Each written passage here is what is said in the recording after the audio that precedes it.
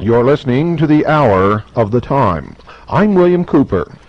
Good evening, folks. Tonight's episode is a rerun.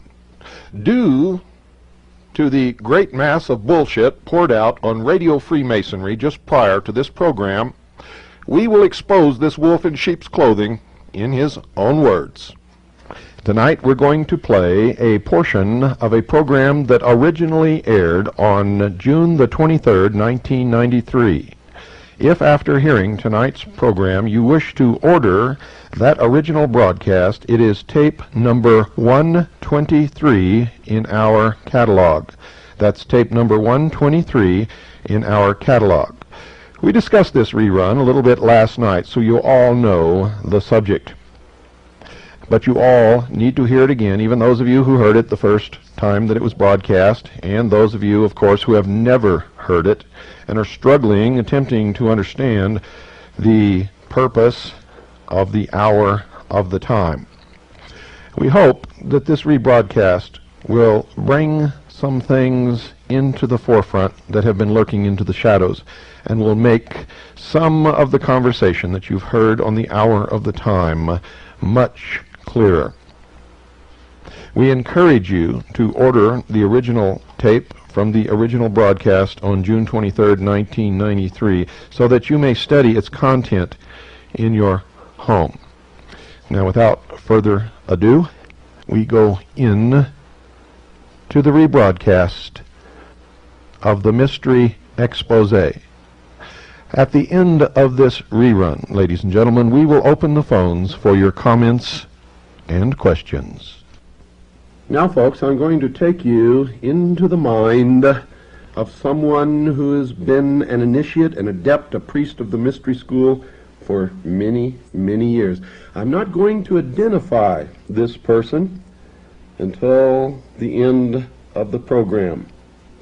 I want you to see if you can guess who this person is and what this is all about. If you can, then you'll know instantly what this program is for, the reason behind it, and you'll be able to understand a little bit better how you've been manipulated for many, many years by the priest of the hidden religion called Mystery Babylon. And if you can't guess, then at the end of the show, you're going to be told, and you better be holding on to your chair because it just might knock you right out.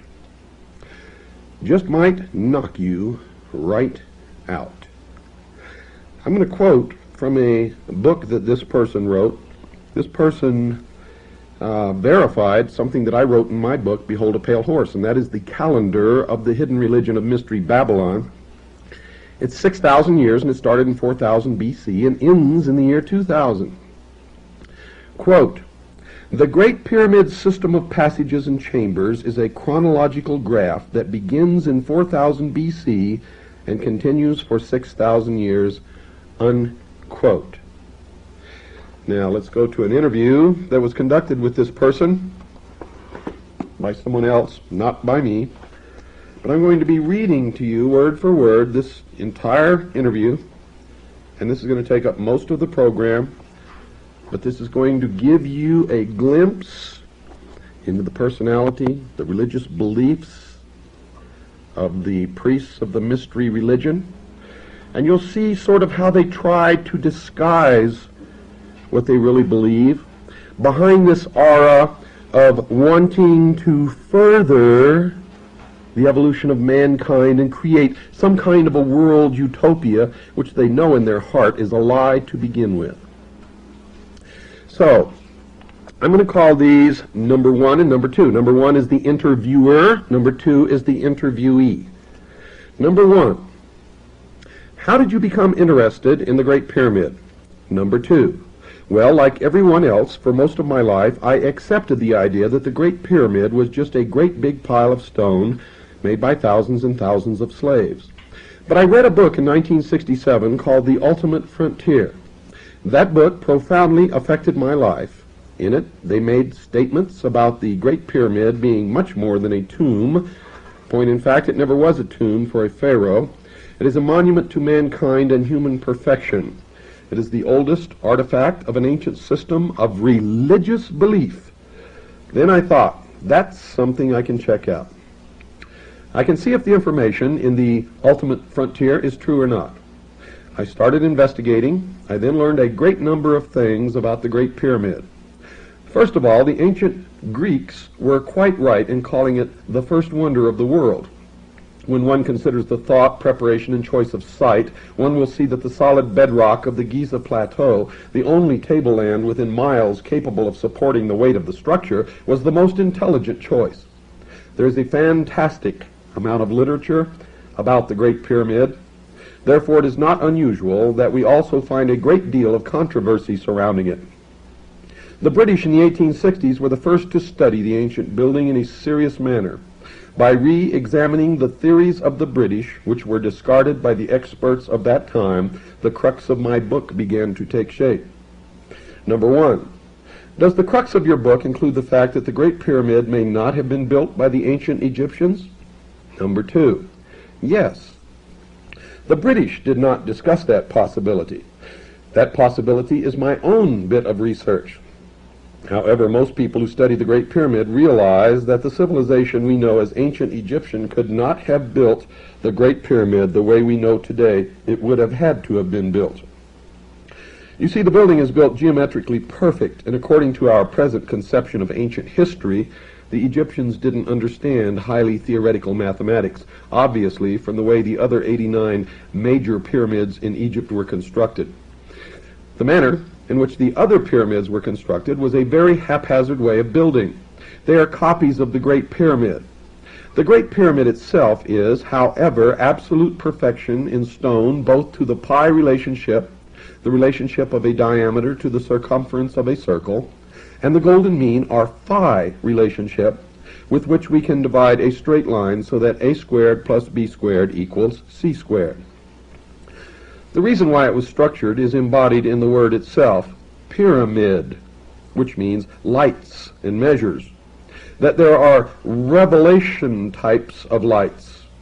The word for pyramid used by the ancient Egyptians was glorious light, and the word has meaning that there are revelations in the measurements. If you pursue this hint, so to speak, you find out that the builders of the Great Pyramid are the same people that wrote the original text of the Old Testament, and they laid out their plan in the Great Pyramid as well as in the Scriptures. I hope, folks, you understand the significance of that one statement, and there's much, much more to come. Number 1, who are these people? Number 2, my opinion is they were what we call Hyksos, or Hyksos, and we find traces of them throughout Mesoamerica, India, and the Middle East, in the earliest of times. The Egyptians had 2 or 3 different waves of Hyksos rulers come in. The word Hyksos for many years was translated shepherd kings, which is a paradox. You see, looking at life the way we look at it today, how could a group who were non-warlike come into a land and take over and run things without any fighting? Yet they obviously did. And these ancient builders had a profound influence wherever they went. The years of research I've done tell me that the Hyksos were a group of people who had in their culture information stemming from a previous civilization. I think that our view of history, saying that it started in the cradle of civilization, in Egypt and Mesopotamia, is wrong. The surviving evidence indicates both Egypt and Mesopotamia are actually later civilizations, remnants of a far, far greater early empire. And here, folks, we see in this person's philosophy the same philosophy that Hitler pursued. The myth of ancient Atlantis, or Mu, if you will, an ancient civilization, which, when it was destroyed, left behind a remnant, a surviving element of that race, which is a super race, more intelligent, smarter, more worthy than any other race on this earth, if you will, the master race. If you understand the esoteric meaning of what you're hearing, you are hearing Nazi philosophy, National Socialism, Hitler's vision of world history. And when you find out who this person is and what he's doing now, we'll all come together. We continue. Number one, do you think the Hyksos race was a race chosen by some greater intelligence to impart a superior ideology to the rest of the human race? Number two, not so much chose, but actually chose themselves. All genius is self-appointed. I would say these people were a remnant from a previous culture, and they had something they wanted to do, and they embodied their thinking in their work, and they influenced people by their works. Folks, that's the Luciferian philosophy. Continuing. They came into the land, and there were already humans in the Nile Valley. But they came into the land in an unobtrusive and dexterous maneuver so as not to alarm the existing culture. They came in without fighting. They took the worst land. They didn't try to impress their knowledge on the others. They just did things in a better way. Soon the people in that area were paying attention to them. Once they gained the attention of the people, it didn't take very long before they were running everything, because they did everything with better methodology, which is the way life ought to be.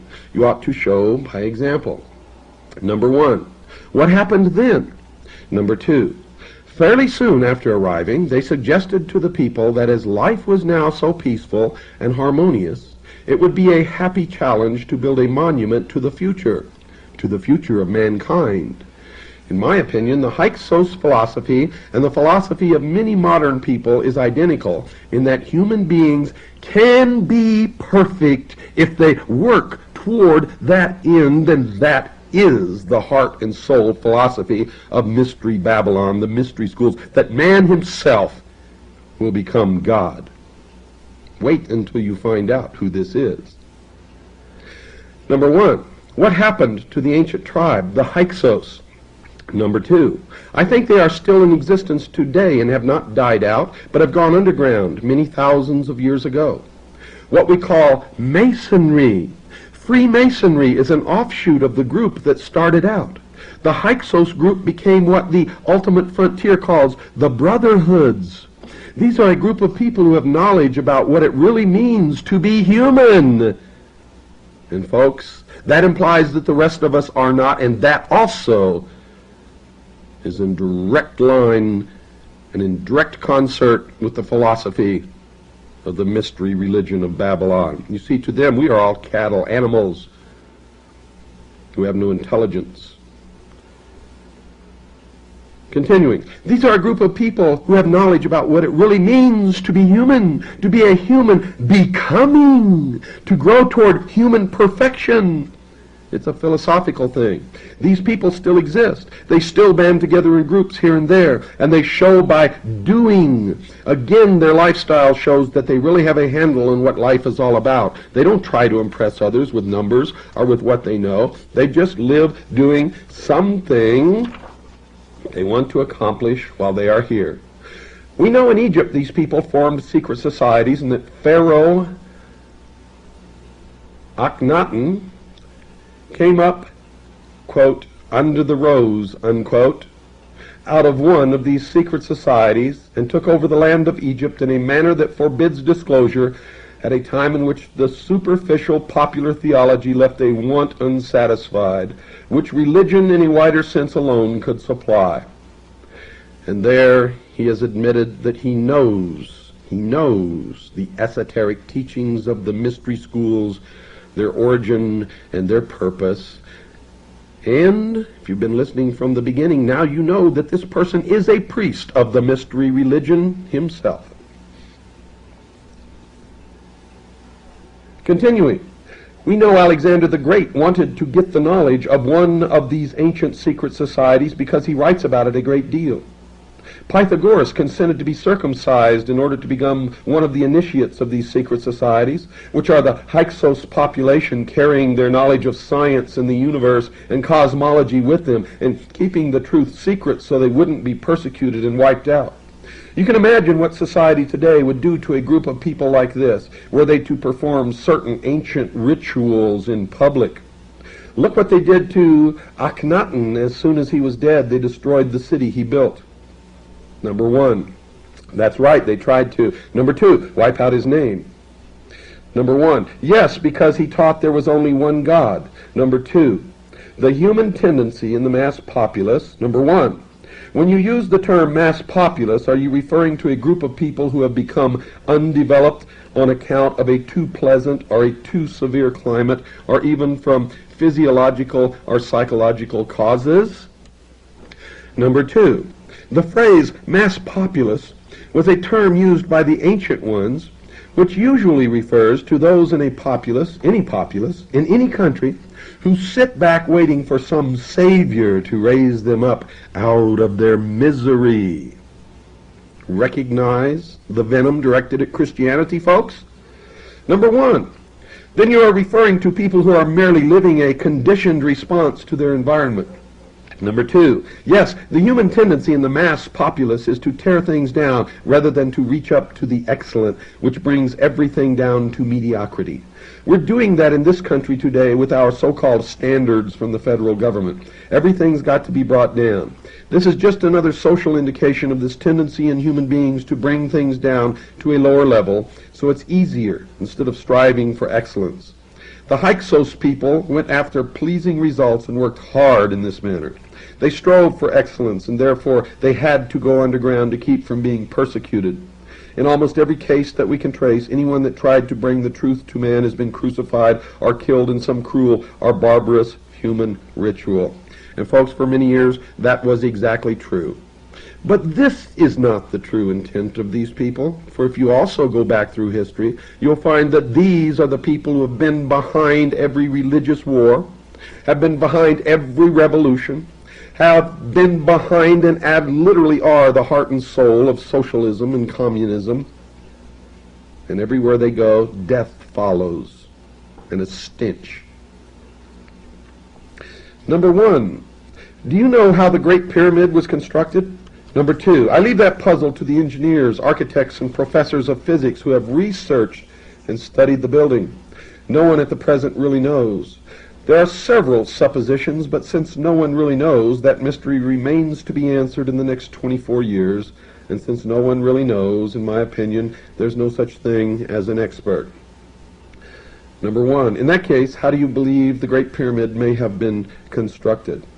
Number two, my information from people who seem very knowledgeable says that they built in with water locks and floated the blocks into place.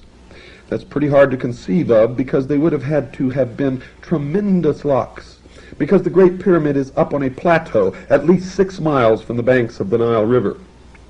Water with a series of basins and pipes that match the corridor in the chamber system of the Great Pyramid's interior system embodies all the laws of hydraulic engineering.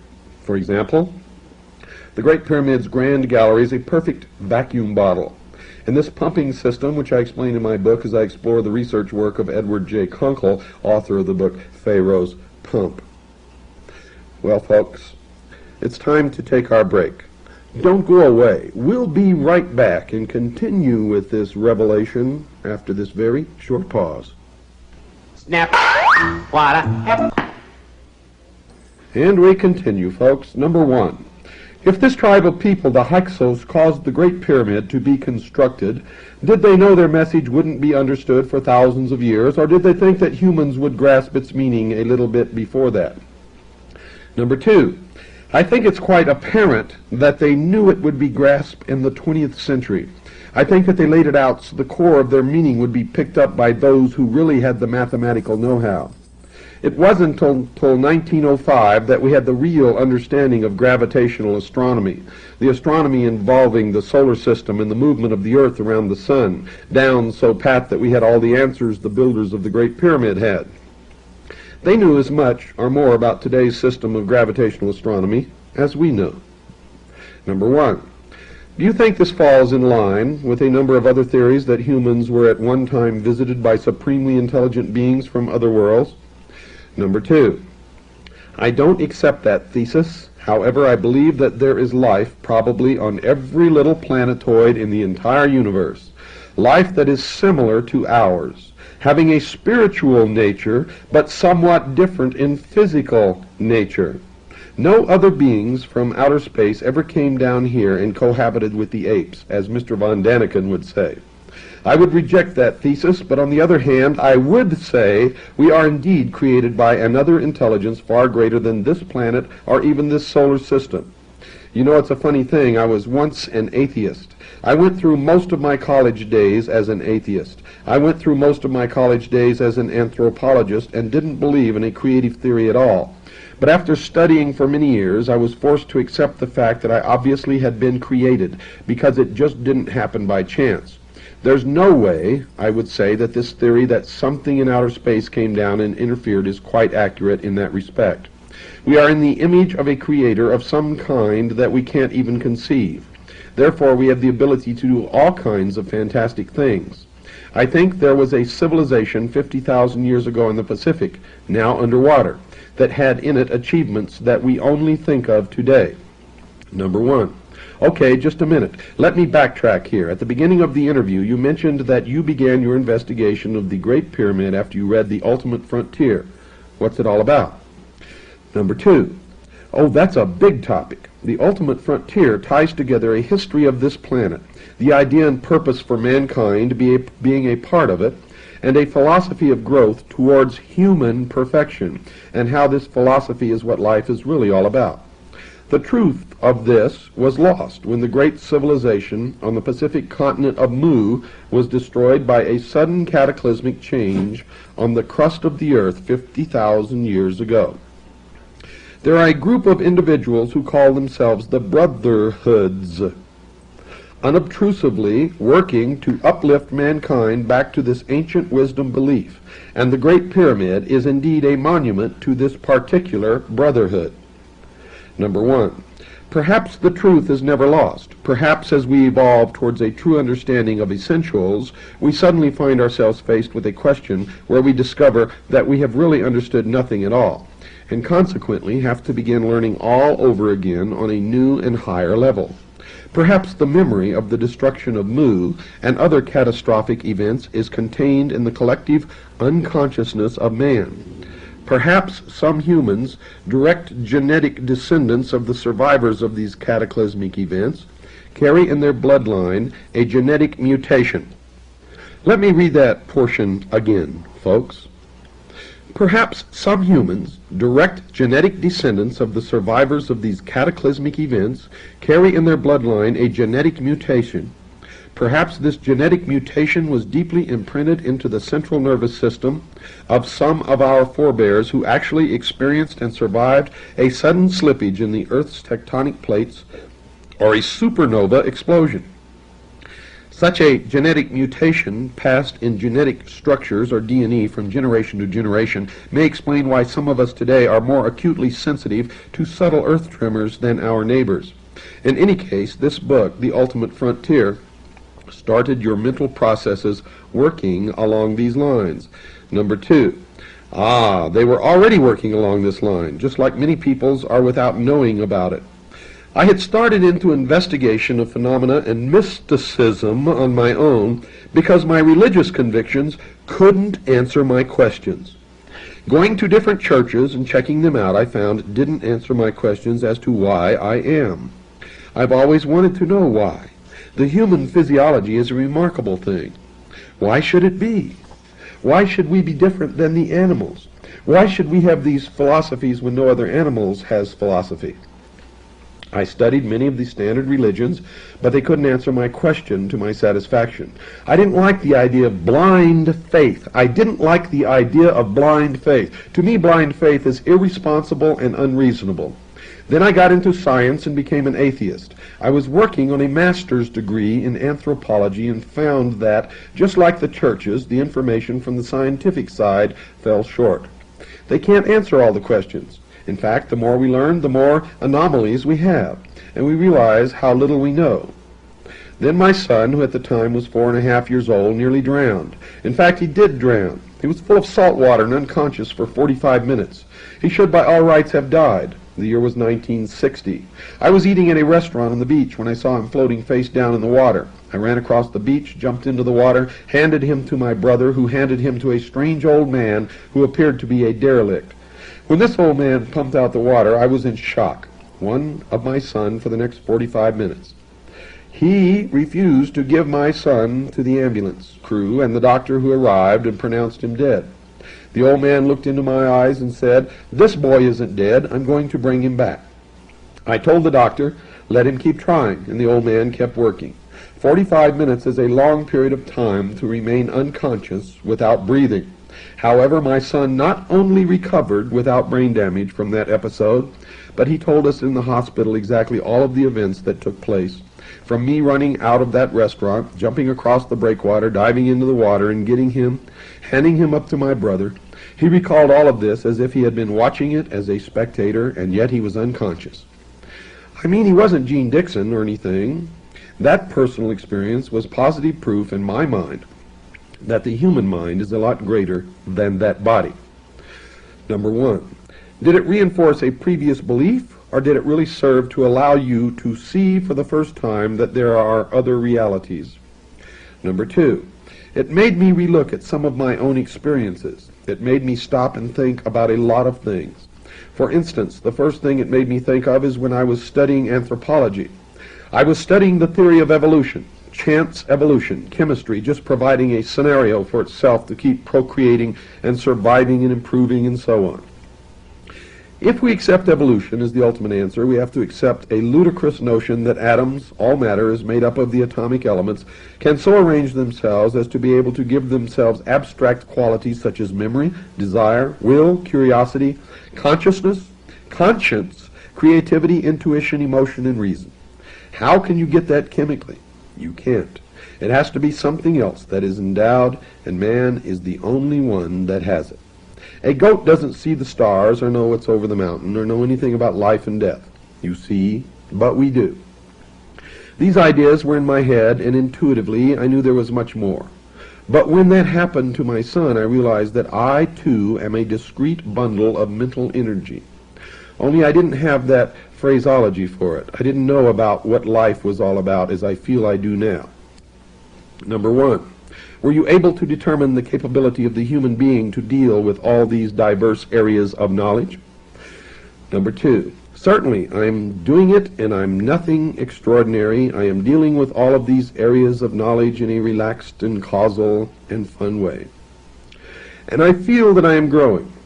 I am not impatient about my growth because I know that someday, if I continue to try to improve myself, if I continue to use those qualities of mind that I have, then I will become as perfect as humanly possible. Now, according to our basic beliefs in this country, human beings are created in the image of their Creator. To me, that means we have the same qualities of mind. We're certainly not the physical image, but the mental image. We have will, memory, desire, curiosity, consciousness, creativity, conscience. I've gone through those before. Intuition, emotion, reason. Those 10 qualities of mind are the same qualities as the Creator has. Perhaps we can never become absolute perfection as the Creator. Whatever it is must have been. I cannot conceive of the creative force, not enough to verbalize it and make sense to everyone, but I think we can obtain relative perfection and become one with the Creator by improving ourselves based upon what we have to work with. There's no limit to human abilities, to what humans can do. We limit ourselves by our own conditioning. Number one, do you think that most people are really trying to find out about all these things?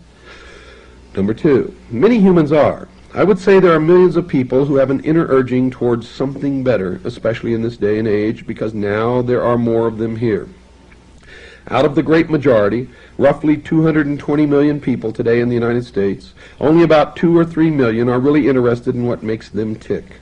What is involved in life, the purpose of it all, and in really growing and building on their character. The other 200 and something million are merely living a conditioned response from their environment, and they don't think about it at all. Look, here we are in the city of Atlanta, a huge city.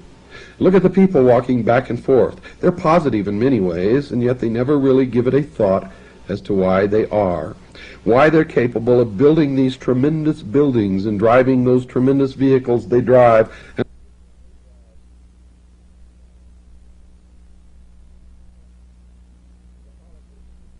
Catholicism has been losing quite a few members because those members say that their religion is not in tune with the times, and this is the case in many other religious bodies. Do you believe that formal religion is just not keeping in tune with the times, or has it ever been in tune with them? Number two. Oh, considerably in tune. Essentially it's this: the church for the last 2,000 years has done a remarkable job with what it's had to work with. Remember, they're dealing with part of the truth. Part of the truth. I've just finished this week a new book called The Life and Death of Planet Earth. Now what it points out is that the absolute truth is what we're all trying to find out, and we prove this subjectively. We know it, and nobody can change our minds. Because we know it, just like I know that fire burns my fingers because I've stuck them in there. You can tell me all you want, but I won't believe it until I do it. Knowledge is what we're seeking. The churches started off with a paradigm, a framework of understanding, and they had to work within that framework, and their framework was quite narrow. Then Jesus came along and broadened it tremendously. He resurrected the ideas of love and brotherhood, and working, you too can do as I do.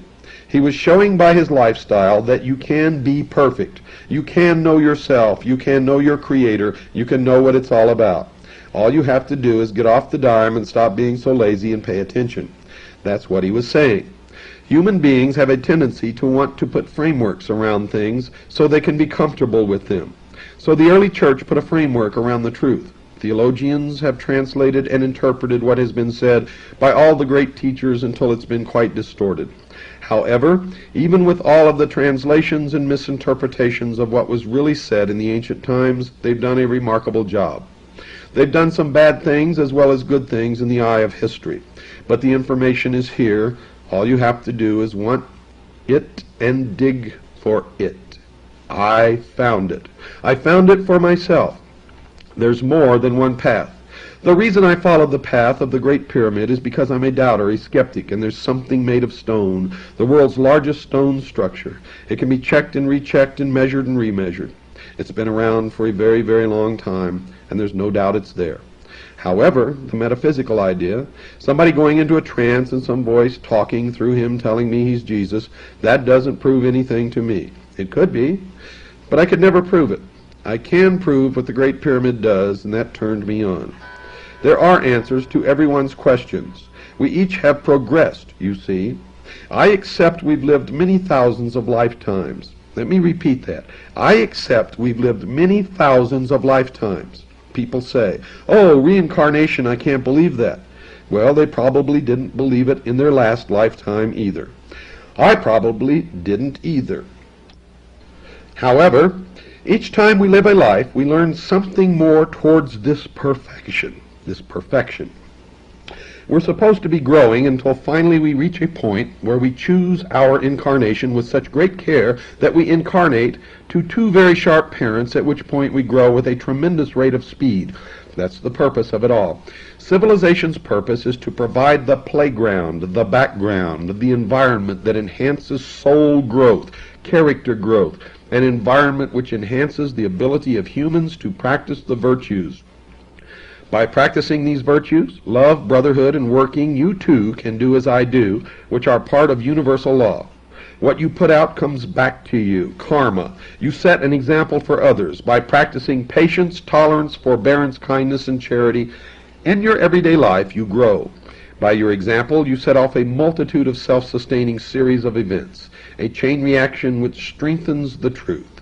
I found this for myself. This is the message in all of the esoteric teachings in all 7 of the great religions. I think the key thing that the present human civilization is missing is that the idea has been lost that we're all responsible. Individual responsibility has been lost.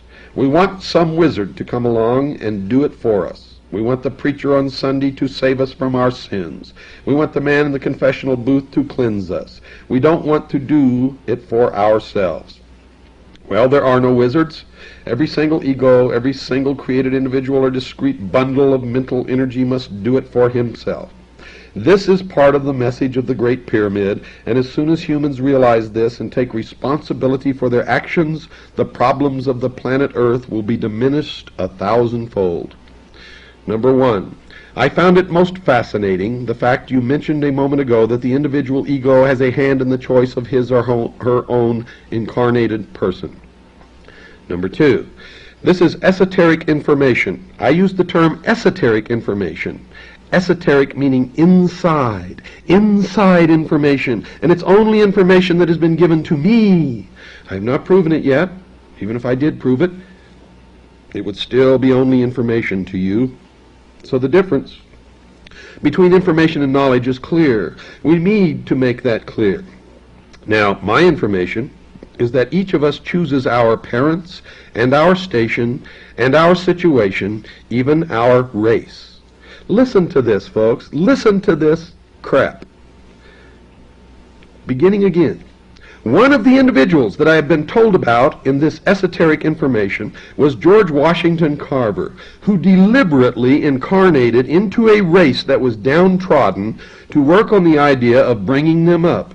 He was an ego of tremendous advancement, and when he did incarnate into that environment, which was a terrible environment, I understand he may have lost a few points because he became embittered near the end. Had he remained without bitterness, he would have gained. This is the story I have. We all take a chance incarnating into a civilization that can drag us down, because when you get inside of a physical body, you become subject to the nuisances of that animal body and the conditioning and the responses, and it's up to you with those 10 qualities of mind to overcome those. That's why being well disciplined is vitally important and permissiveness is not wise. Well, folks, there's no way I'm going to be able to read to you all of this interview because it's just too long. So I'm going to pick out some pertinent points. This is number 2 talking. And this is an excerpt from a paragraph. However, don't permit it. Don't say laziness is good for everybody because you won't get uptight if you're lazy. We have so many errors on the idea of human potential and what to do with it. I believe in being well disciplined but not cruelly. I believe in responsibility in the organization I belong to. The Stell Group. The Stell Group. The group in which Lars Hansen was reared. Now I want to quote to you from a book called The New World Order by A. Ralph Epperson, which you can order from Publius Press in Tucson, Arizona. On page 67 in The New World Order, Mr. A. Ralph Epperson has a direct quote from Eklal Kushana. He was the leader of the Stell Group. Mr. Tex Mars also has the same quote in one or two of his books. But I'm taking this from The New World Order by A. Ralph Epperson. Quote, Lucifer is the head of a secret brotherhood of spirits. The brotherhood is named after Lucifer because the great angel Lucifer has been responsible for the abolishment of Eden in order that men could begin on the road to a spiritual advancement, unquote. That is the teachings of the leader of the Stell Group, the group that this man belongs to. So, folks, pay attention. This again is number 2 speaking. This is a part of the message, a band of men at the dawning of the age of Taurus, a more civilized age embodied in the Great Pyramid's mathematical code, to transmit to a generation of humans living in the age of Aquarius, something they felt was vitally important. The age of Aquarius began 23 August 1953, and this is a New Age idea. The idea that we can perceive and try to improve. Of course, there's still a larger majority of humans, even in the age of Aquarius, that want to drag people down and lower the standards. However, every single ego, every single human, has the capabilities of bringing himself up to the equal of his Creator. It's just a matter of effort and patience and practicing the virtues. Number 1. As Jesus stood between the two columns, Jachin and Boaz, on the outer porch of King Solomon's temple, John 10, verse 23. On 25th December, the celebration of the winter solstice, which is what that date is really for, a large majority of the people did not understand him when he said, "Ye are gods." John 10, verse 34. Some people in the crowd took up stones to kill him as a money changer in the temple cocked his head away from his table to see what some in the crowd were yelling about. He heard Jesus say, "Is it not written in your law, I said ye are gods," as he saw a lawgiver of the temple sit bolt upright to listen to this man speaking to the crowd. The money changer wondered why such an important lawgiver of the temple sat up to listen, as rigid as a rod of iron, remembering the law and his responsibility, as the lawgiver remembered Psalm 82, verse 6. He remembered a song of Asaph, in which God said, "Ye are gods." The man speaking to the crowd said, "The Father is in me, and I in him." And what he meant could not have been other than what he said. As the crowd screamed blasphemy and moved forward to kill Jesus, he simply disappeared. So when you say humans have the capability to bring themselves up to the equal of their Creator, it would seem to me that this New Age idea is in reality a very, very ancient idea. However, you did say that this was part of the message of the Great Pyramid. But what about these ancient brotherhoods, these people who are responsible for all this secret type of teaching, which seems to be such a mystical notion? Are they still around today? Number 2, I think so, very much. In fact, I could say, I know it. You could say it's information now. The brothers are those individuals who have obtained a degree of advancement over other humans. This also is number 2. If you meet a brother and you get him alone and you say, "I've noticed about you certain things, and I want to ask if you are familiar with the Rosicrucians or the Masons or the Stell Group or the book, The Ultimate Frontier, or some of these metaphysical philosophies," you, when you ask, are allowing him to interfere in your environment. This is the teacher appearing when the student is ready. But unless you ask, the brothers won't help. And here's the crux, folks. Number 2. Yes, the 5th level of intelligence is responsible for the direct work with the planet, and they can make mistakes. The story of Lucifer and Jehovah is a tale of the mistake made by the angelic intelligence.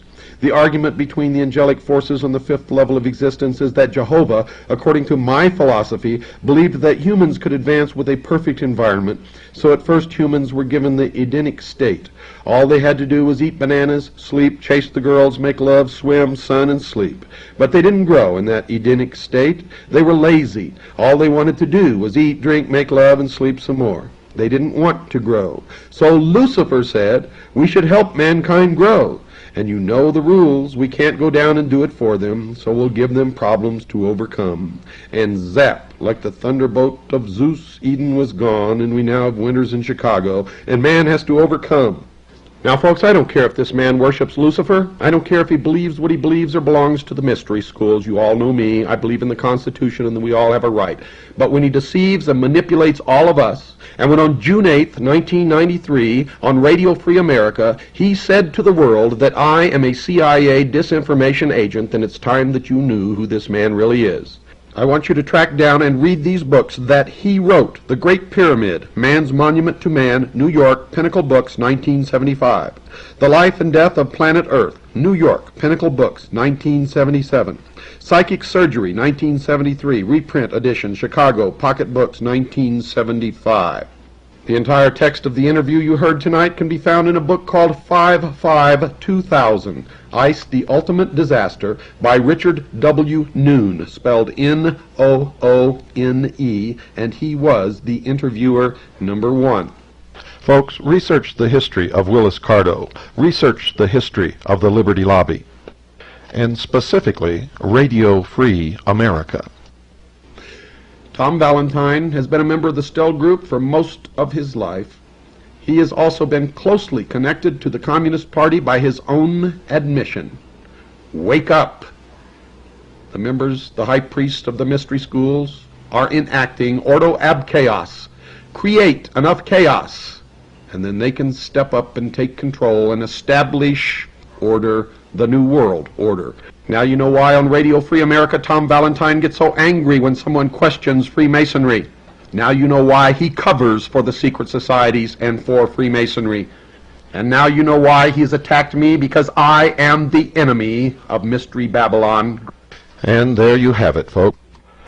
And yes, there you do have it, ladies and gentlemen. I want to read to you a letter that I received today, talk about synchronicity, from my good friend in Tucson, Arizona, A. Ralph Epperson. He says, and I quote, "You might enjoy letting your listeners know about a quote I just found in a book entitled Legenda of the Ancient and Accepted Scottish Rite of Freemasonry for the Southern Jurisdiction of the United States, written by Albert Pike. This book was written by Mr. Pike in 1888, 3 years before he died, and was published by the 33rd Degree Council when they were in Charleston, South Carolina. This quote should settle the question once and for all as to who the God is that the Masons worship in their lodges. Here in Tucson, one of their lodges is called a cathedral, and another is called a temple, 2 words describing places of worship. This quote will prove concretely that the God they worship is not the God of the Bible. I have been looking for this book by Pike for many years, and presumed that it was out of print because I couldn't locate a copy. However, I knew it was not forgotten because Rex Hutchins, then a 32nd degree Mason, but who later became a 33rd degree Mason, quoted from it in his Masonic book entitled A Bridge to Light. So I considered it fortunate when I found that a publisher of out-of-print and rare books called Kessinger Publishing Company in Keela, Montana, had reprinted it. It is their claim that Legenda is a series of monographs intended to supplement the ritualistic instruction of the book written by Mr. Pike called Morals and Dogma. As you know, the first 10 words of the Bible are found in Genesis chapter 1, verse 1, and are, quote, "In the beginning God created the heaven and the earth," unquote. That means that in the time before there was something, there had to be nothing. So God created something out of nothing when he created the universe, or there would not have been a need for a beginning. But Mr. Pike does not agree. This is what he says on page 109 of Legenda in his explanation of the 28th degree. Quote, "Nothing is produced from nothing, because existence can no more cease to be than nothing can cease not to be. To say that the world came forth from nothing is to propose a monstrous absurdity. Everything that is proceeds from that which was, and consequently nothing of that which is can ever not be." The letter I in the word is was capitalized by Mr. Pike. It is customary to capitalize the first letter in the name of a deity or a noun that refers to a deity. Does this mean that he is making a deity out of matter? Well, folks, Lucifer is the god of the material world. So Mr. Pike says that those of us who believe in a God who created the universe out of nothing believe in a monstrous absurdity. The Christians and the Jews who believe in the God of the Old and New Testaments believe in a monstrous absurdity when they profess that their God created the universe out of nothing.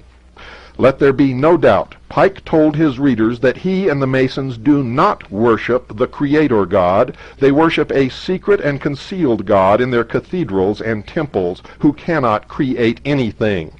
In fact, Mr. Pike agreed with that statement. He wrote this about their, quote, sun god, unquote, on pages 253 and 254 of Morals and Dogma. I might remind you that Radio Free America is carried by the Sun Radio Network. Quote, Amun, at first the god of Lower Egypt, was the sun god. He created nothing, unquote. And to show that this is true, he repeated the idea on page 281. Quote, the supreme being of the Egyptians was Amun, a secret and concealed god, the original light. He creates nothing, unquote. Yet he calls this god the supreme being. If the universe had 2 gods, one who created everything from nothing, and one who created nothing, I would presume the first God who made everything, including the second God, would be superior to the second God who created nothing. So the only way you can resolve this problem, if you believe in this second God who created nothing, is to claim that there is no Creator God. Then your God can then become the supreme being. And that is what Mr. Pike did. Make no mistake about it. The Masons do not worship the Creator God, the God who made the world out of nothing.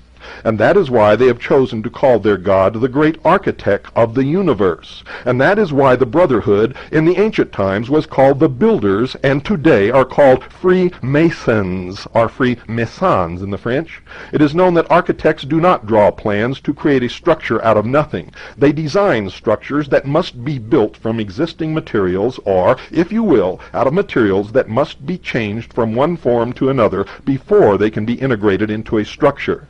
The Masons worship some other being, one that they know can create nothing, and that includes the Stell group. That includes the ancient order of the Rose and Cross, the Knights Templars, the sovereign and military order of the Knights of Malta, and all of the rest of these skunks. The number one Mason of all time has said it, ladies and gentlemen, in his own writings. I have never claimed that Tom Valentine was a Freemason. I have only claimed what you have heard in this broadcast tonight, and I am sick of his stinking lies, and I am sick and tired of you stupid sheeple out there who cannot study or listen or repeat exactly what you hear, but have to make up some strange tale in order to cover your pathetic ignorance. Ladies and gentlemen, I do not attack people, I reveal them. I wish nobody ill will. I don't care what altar anyone worships upon. You are listening to a true constitutionalist who believes 100% in our right to practice the religion of our choice. I would fight for any one of you if that right were threatened to be taken away. Where I draw the line is when you lie, when you deceive, and when you manipulate the rest of us to pit us against each other so that you can bring about your silly, stupid utopia, your dream of 1,000 years of peace on this earth. You will never do it because you are mankind just like me and everyone else who you claim are nothing but cattle. And because you are man just like me and everyone else, you suffer for the same inherent failings that I and everybody else who lives upon this earth suffers from. You have the same temptations and the same greed, and you fight every day against these things. And to say that you are the only truly mature minds in this world, and that you are going to control the rest of us because we do not have the capability or the power to think for ourselves, is not only ludicrous, but is what eventually will bring you to your knees as we round you up and throw you in the jails and the prisons where you belong, and stop your wrecking of all the good that man has built upon the face of this earth. Don't pervert my words, because I'm the only one you'll ever hear on the radio who uses fact, who uses the own words of the people that I talk about, and I have no ulterior motive of trying to hurt anyone. The only reason for this broadcast and for me sitting here, ladies and gentlemen, is to wake the sheeple, empower the people, and try, like hell, to save freedom for not only this country, but for the entire world. Now, if you cannot understand what you heard tonight, then you are one of the most stupid ones out there. Those of you who are sheeple, who think you understood but aren't quite sure, but you believe that you are getting some meaning from what you heard tonight, you have a chance. And of course, the rest of you, the people who have listened to the over 32 hours of the mystery series that we've aired on this program, you already know the truth. And you are the hope for the future in this nation. Ladies and gentlemen, I've said it before and I'll say it again. These people practice the Hegelian conflict, political resolution, and they control both sides of each conflict. Tom Valentine never said a word on his program about Freemasonry until I forced him to by my broadcasts. And if you don't believe that, you go back and listen to all the tapes. Remember, a nation or world of people who will not use their intelligence are no better than animals who do not have intelligence. Such people are beasts of burden and stakes on the table by choice and consent. Shortly after I originally ran this program, Tom Valentine came on with the master of the Stell Group and claimed that he became a Christian in 1968 and left the Stell Group forever. And that is a lie. Because in the interview that you just heard, he claimed that he was loyal to the group to which he belonged, the Stell Group. That interview was conducted in 1976, and that book was published in 1982. I've said it before, I will say it again. Tom Valentine, you are a liar, and if you are not, sue me. We'll let a court of law determine it. I have all the evidence I need, mister. All of you out there listening, good night.